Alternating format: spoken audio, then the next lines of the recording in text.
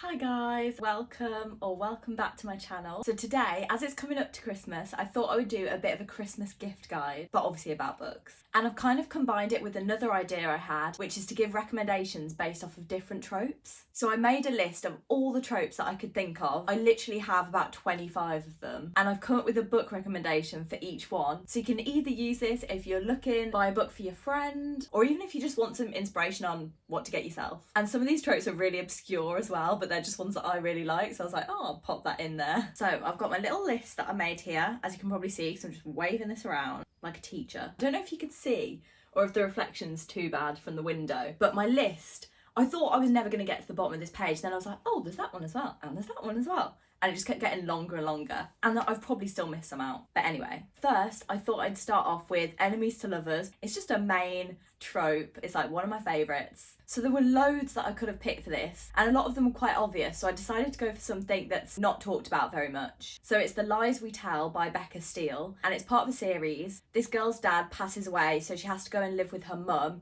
who she hasn't seen in ages and who's just not a very nice character. So she moves in with her mum, and her mum is now remarried. So she's actually living with the husband's son as well, essentially her stepbrother. And she has to start at the new school. She kind of likes her stepbrother, but that's kind of a bit forbidden, even though they're not related. I thought it'd be a good enemies to lovers because it kind of fits into that storyline that I like and that I see a lot, where the girl goes to a new town, joins at the new school, and then there's that group of boys that are horrible, and one of them is like the love interest. Next, I thought I would do enemies to lovers, but a fantasy one. And I know this is talked about by a lot of people. You might already know it, but it's From Blood and Ash by Jennifer L. Armentrout. But if you're looking for some others, I have got a video with more recommendations already on my channel. And this story is about a girl called Poppy. She's a maiden, and in the society that she lives, she's not to be touched, she's not to be interacted with, she's not really allowed to leave her room, and she has this guard, Hawk, who is meant to protect her, and then things start happening. There's quite a lot of twists in it as well. It's very good, one of my favourite enemies to lovers that's fantasy, and it's talked about a lot for a reason. Next we've got Boss Employee. For this one I picked one that I've just read recently called Dear Enemy, and it's about this girl who basically makes a deal with someone that she used to know when she was younger. She has to come and work for him. She has to go and live in his house. He's really famous now, and you do really get to see the boss employee because the way he talks to her isn't very nice at first, but she stands up for herself, which is nice. Next we've got Grumpy Sunshine. So normally when the girl is really happy, bubbly, just a sunshine personality, and the guy is grumpy, doesn't want to be talked to, isn't always very nice to people, that kind of vibe.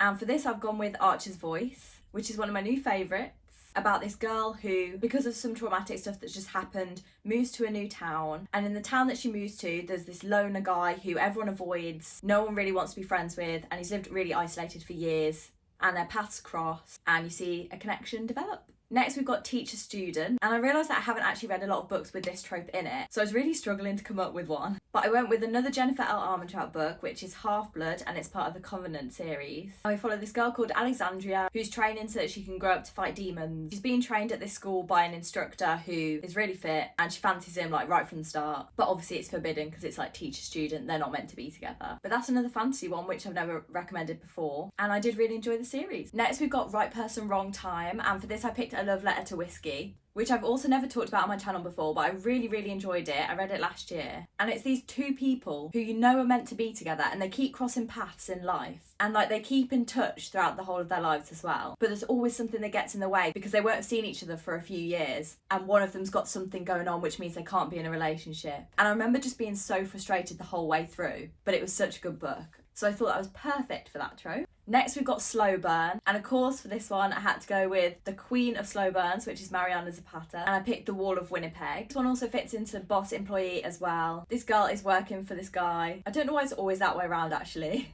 but she ends up moving into the house to help him. He always acts like he doesn't like her, like right from the offset, and then you see slowly she kind of breaks down his barriers. You would think it would be cliche, but it was actually really well done, and because it's so slow it feels realistic. And I like that because I really don't like the insta love. So that's The Wall of Winnipeg. Next I've got Pregnancy, and often this is quite a big twist in a book, so if you don't want any spoilers, maybe skip on to the next one. But for this I picked Room Hate. So this is about two people that were childhood friends, then they became enemies, then they end up living in the same house together for a period of time. And I would actually say for some reason it felt kind of summery because they're living in this house. She gets a job in a restaurant and he'll be there singing and performing. And even though a lot of the stuff that they're on about isn't all happy-go-lucky, it kind of gave me those vibes. Next I've got Childhood Friends to Enemies to Lovers, one of my favourites.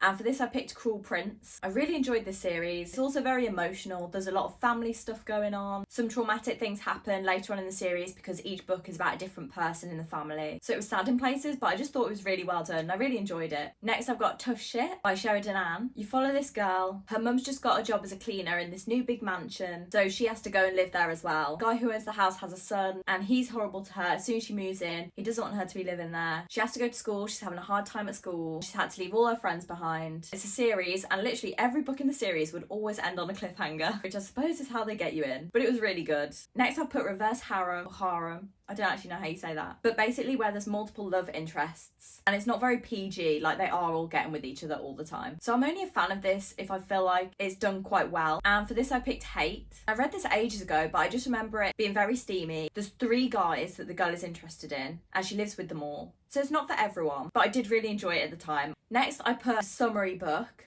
And I was actually kind of struggling with recommendations for this one, but I ended up going with Malibu Rising by Taylor Jenkins Reid. But I went for it more for the setting rather than the content. So the book isn't all like feel good and flowery, like it deals with quite a few sad topics. But because it's set in Malibu and the main girl is a surfer, I kind of got that summery feel, even though it was quite sad in places. But I'll keep thinking about a summary book that's a feel good book. And if I come up with one, I'll put it in the comments. Because I did think about Beach Read as well. That's the same thing, but that's also quite sad in places and it wasn't my favourite, so. Next I've got a workplace romance. And for this, I just had to pick The Hating Game. There's no better workplace romance that I've read. And it's becoming a film soon. So you follow this girl and guy, they're rivals at work, they're both going for the same job position. And they hate each other, but almost in like a comedic way. But slowly they open up to each other and it was just done really well. Next I've got sports romance. I thought we'd do something a bit different, wouldn't just go straight for The Deal by Al Kennedy, which is obviously going to be up there, and their hockey romances. But I went for him instead because I thought maybe less people would have read it. It's about 2 guys, they used to be friends when they were younger, they haven't seen each other in years, and they end up both working at the same hockey camp. So they're forced to be together while they're training these kids, and their relationship develops from that. Next I've got LGBTQ+. And I did come up with a few for this, so I might do a whole video maybe. But I've gone with Top Secret. It fitted into another one of the tropes that I really like, which is where the 2 characters are talking to each other through a medium, which means they don't know who the other one is. I don't know if that makes sense. But anyway, it's about these 2 guys. They hate each other in real life. They're in the same frat house. They're actually in neighbouring bedrooms. And then they start talking through this dating app, but they have no idea that it's their roommate that they're talking to. Well, not roommate, but frat brothers. Is that the right term?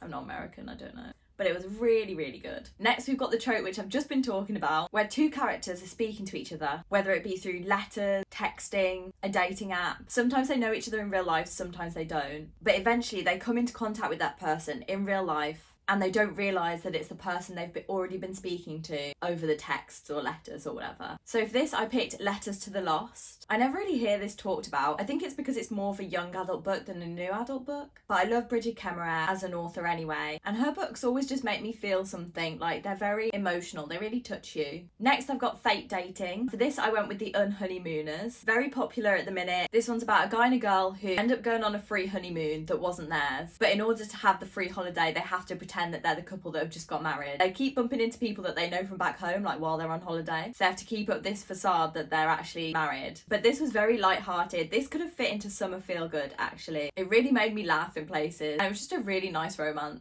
Next, we've got a romance with like a badass girl. And actually, most of the ones that I could come up with for this were fantasy books. I could have picked quite a few, but I ended up going with Ash Princess because this girl really goes through hardship in her life. She's basically kidnapped when she's really young because her country is taken over by another country. So she has to put up with loads for years, but she's still got this inner desire to be free and fighting spirit. So I thought that one fitted really well. Next, I've got a bit of a random one, but I really like books where they include a section where one of the characters goes racing. I especially like it when it's the girl, like when they go racing in a car around like a dirt track, and you'd think that would be really obscure, but I've actually read quite a lot of books where that's in it, and every time I've just really enjoyed it. For this, I picked Bully, which could obviously go in enemies to lovers, childhood friends to enemies to lovers, but I thought I'd pick it for this instead. And I also could have picked Broken Wings by Jamie Eve.